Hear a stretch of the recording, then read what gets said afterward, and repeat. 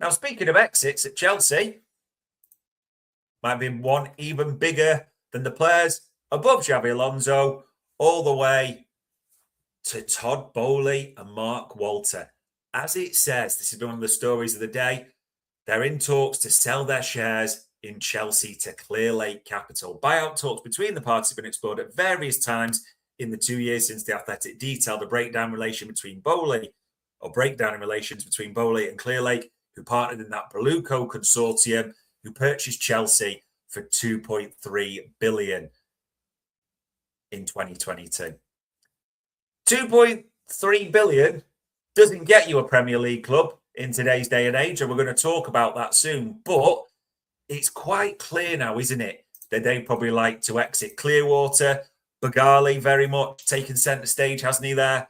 Chelsea, Xabi Alonso seems very much to be in charge of recruitment or have a real steer in that. Maybe part of the reason why he's arrived at Chelsea. So it's a big deal there. And when you talk about big deal, I mean, some of the finance reporting that's coming out from different ones. I mean, look at that for a story. Chelsea's ownership accounts are far worse than the headlines suggest. 22 Holdco posted a 700 million plus pre-tax loss for the year to June 2025 against roughly 445 million the year before. So over £1 billion loss in those few years. As it says, the largest ever recorded by an English football ownership group. It does say specifically, though, the club itself lost 262 million. The remaining 440 million is debt servicing and acquisition accounting amortization, parts above the club, plus the 200 million intergroup profit booked on moving Chelsea Women to a sister company, 1.39 billion of external borrowings. Yeah. I mean, we can get into a debate all day about Chelsea's finances, what it means. Will they just pay another fine when it comes round? They are well set, aren't they? No European football, a new head coach, Xabi Alonso this season. Fascinating to see how they get on. Fascinating to see, will there be those sales? Alex Scott arriving, anyone else as well? Who are the final pieces that Xabi Alonso wants to complete that jigsaw? I mean, I said at the start, when I was talking about Chelsea, it still mystifies me, this £100 million price tag on Pedro Neto. But even the Daily Mail had it as well. Al Hilal have been linked. Now, we're not going to get into Saudi links to Chelsea. We're not going to go down that route. But looking at the pricing of the market, all the clubs that have been linked, if Chelsea can get 100 million quid, that would be outstanding business. It probably would show how insane the market has gone. So we'll wait to see if anything develops on that. Now, Chelsea, say, was bought for 2.3 billion in 2022. Or the 22 Holdco, I should say, posted out 700 million pre-tax loss. It shows you the figures involved around ownership in Premier League. And we didn't get the full figures about Liverpool the other day. This was something that came out, and the Athletic had the exclusive. The Jeff Bezos consortium actually owns close to 40% of Liverpool. Do you remember the original reports where it said 30, 40? As Simon Hughes and Dan Sheldon, who co-authored this, suggest, early suggestions on both sides of the transaction indicate the purchase was in the range of approximately 30% to 1/3, but the Athletic can reveal the figure is actually much closer to 40%, according to sources with knowledge of the deal, who spoke on the condition of anonymity due to the confidentiality of the process. I mean, they were calling 30% a minority stake. And it is, because you'd argue, well, if you've got 51%, you've got the majority. I get that. But nearly 40% of the club is huge. And they're not the only ones that have written it, to be fair. Paul Joyce, a well-known Liverpool reporter, he's put out an article not that long ago saying, there you go. Amit Bhatia Group, 38% the Amit Bhatia Group owns of Liverpool and can buy a majority stake as well. So interesting, as it says, the increase that was first bid by Athletic means 1892 Holdings have paid just more than 2 billion quid for its slice of Liverpool. How mental's that? Chelsea was bought for 2.3 million in 2022. Now we're at 2 billion quid for 38%. That's a more than 2 billion, it says. So it could even be 2.3 billion for all we know, but more than 2 billion. That's it. Football's just eating itself, isn't there? And it's reported as well, there is an option for 1892 Holdings to up their stake to majority shareholding in the next 12 months. Although FSG has said it is not committed to that agreement. There's been talks that it's optional. There's a mechanism in the contract. But Premier League ownership is changing all the time. Billionaires, groups, multi-billionaires, nation states. It's insane the figures that are involved nowadays, isn't it? Now we're talking about Liverpool and their ownership there, which probably means we can stick on them, and a bit of a Spurs link as well. Cody Gakpo to Spurs. Liverpool fans, Spurs fans will have heard this galore for the last few weeks. Well, funnily enough, Alex Crook was talking about this on TalkSport, and he said, I don't think it'll happen. Speaking to sources at Liverpool, they think he's had a good pre-season under Iraola. They think he's a player that Iraola can get the best out of. I think he probably would be open to the move, but at the moment, that's not one I expect to happen between now and deadline day. Well, there's been reports from Holland that he's agreed the deal, that he's already spoken to De Zerbi, the Spurs head coach, and that's expected to go through when, or suppose if, Liverpool get Bradley Barcola and possibly another. Interesting that Alex Crook, with 2 weeks exactly left to go, isn't thinking that will go through. And I know there's a bit about Liverpool who don't want to sell. If they get Barcola or another, I think we all know Liverpool will. So we'll await on that as well. Spurs still trying to do business. Looks like they're going to extend the contract of Richarlison, use that option. It's been reported by many. But also Vicario. He has signed his new contract as a Juventus goalkeeper. A free loan, an 8 million buy option, not mandatory, and 2 million plus. So 10 million it could, in euros, I should say, it could go up to with add-ons. Juventus have got one from the Premier League finally. They had a good go, didn't they? They tried to get Alisson, first of all, from Liverpool. That was agreed, it was suggested, but Liverpool pulled the plug. Emi Martinez for Villa fans, it seems like the 26th year in a row was set to leave, but stays. He even did all the bye-byes, the farewell, and all that. But now it's Spurs' backup keeper that Juventus have finally secured. It's right to stick with Villa, because some Villa fans gave me a bit of hammering for not sort of talking about them. You are busy. I like the look of you very much, Villa, in the Super Cup. Although, as someone reminded me, Spurs played very well against PSG in the Super Cup, and look what happened to them. I'm sure that's not going to happen to Villa, don't get me wrong. But they're busy. And in fact, as Jacob Tanswell and The Athletic put out, still trying to get Aaron Wan-Bissaka, aren't they? West Ham have rejected a loan offer for him. Villa's interest has stepped up in the 28-year-old, with the club seeking a right back.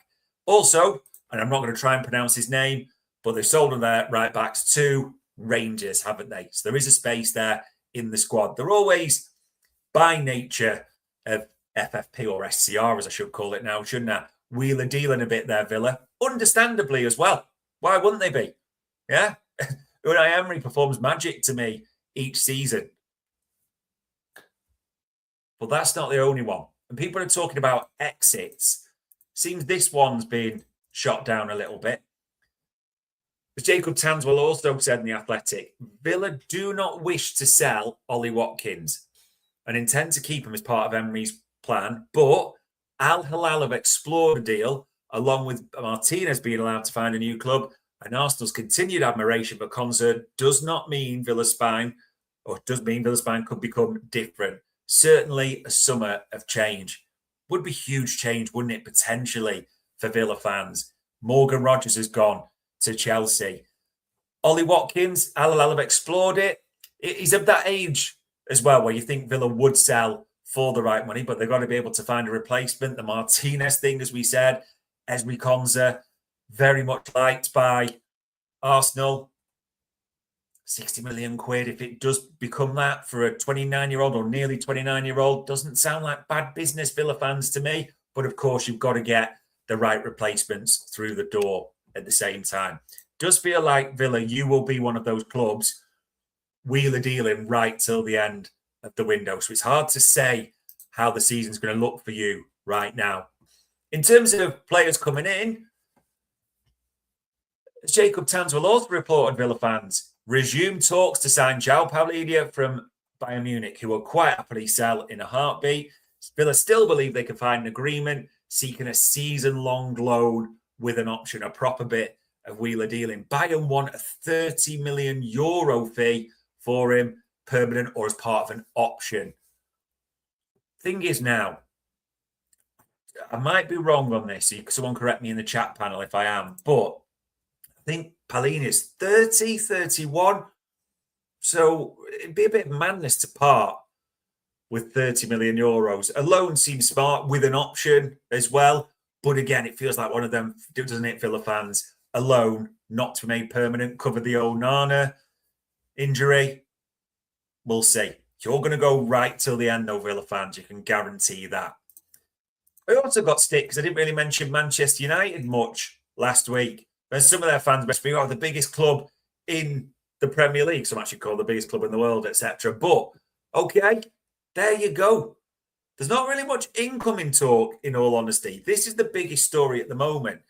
As Romano tweeted earlier, Manchester United's new deal proposal has been sent to Bruno Fernandes in May.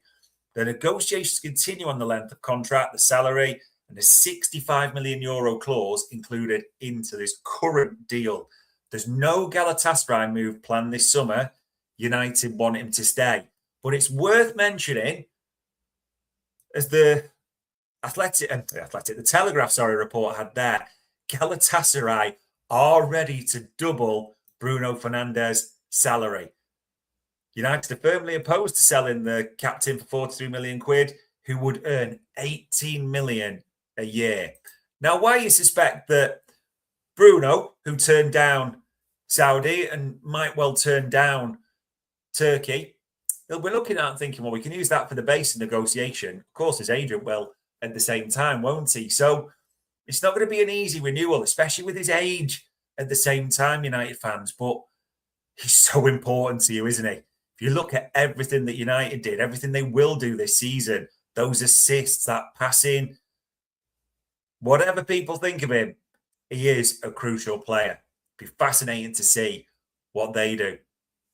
Sunderland fans, you recruited 80 million players last year. It's been a bit quieter for obvious reasons this summer. Bit of bad news came out for you yesterday as well, didn't it? Sorry, I'm going to butcher this name, but Dejan Mathali, that move is in jeopardy because of medical tests now required, additional medical tests. And as per Sky Sports, he's returning to France. Now, for you Sunderland fans or Newcastle fans say anything, yes, I know Keith Downey is a big Newcastle fan, but he does cover that neck of the woods. Believable. Now, they were paying big money for a left back there, weren't they? And he was, excited for Sunderland fans. But it looks like there's a question mark over whether your fullback is arriving, in all honesty. Speaking of fullbacks, Everton, they're trying. Jed Spence they tried for earlier in the summer. And as Paddy Boyland in The Athletic said, Everton are continuing to send out right-back targets as they seek to fill the problem position. They hold an ongoing interest in Crystal Palace's Daniel Munoz, while Fulham's Timothy Castagna is one of several other names on the list. Been a bit of a frustrating summer, hasn't it, for David Moyes and Everton, trying to get these players over the line. Will they get a fullback, the right back they've been seeking? I mean, we've named pretty much half the clubs in the Premier League, and we went through a lot of others earlier in the week. I'm telling you, everyone is going to be busy right up until deadline day.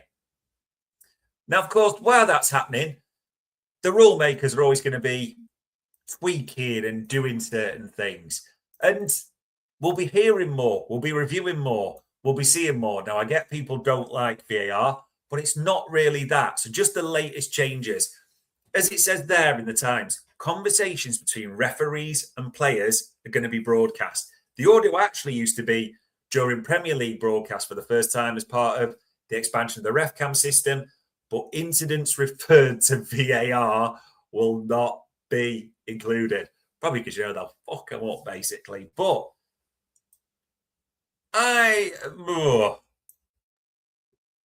conversation will be accessible in 1 or 2 games around that.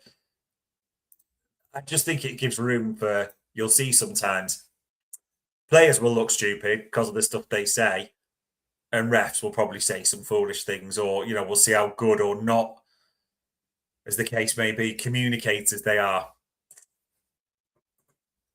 What still makes me laugh is there's still this thing over the fan, isn't it? That's coming in as well, which is, there's always changes. There's the time back to get on for a sub and all this. And in fact, as Dale Johnson was saying, Dale Johnson, who people will know for his work around VAR, the Premier League will publish full key match incidents panel judgments for the first time this season, alongside direct referee VAR explanations and expanded ref cam audio between refs and players. The panel recorded 25 VAR errors last season, up from 18. I mean, God, proof they're getting worse, if ever there was any, eh? But, I mean, to me, this is what, I promise you, this is what's going to happen. They'll say transparency and Howard Webb will push it. They'll give you the full judgment. You'll hear Howard Webb spout his nonsense on that thing he does with Michael Owen, when they review it. And actually, now you can see the full match incident panel judgments. Now you'll probably might even think less of the Premier League referees. And just, for me, and it will all be different, I'd just scrap VAR bar for the offsides and the goal line technology. It's horrible. They don't, we keep hearing about they need more training, need to get better. How long is that going to take? It seems to get worse every season. Just bin it. There's also been a lot of these refs, but we are where we are. I give it till the first week of fixtures before one of these comes out. We're already talking about a referee's decision. Such is the nature of the Premier League.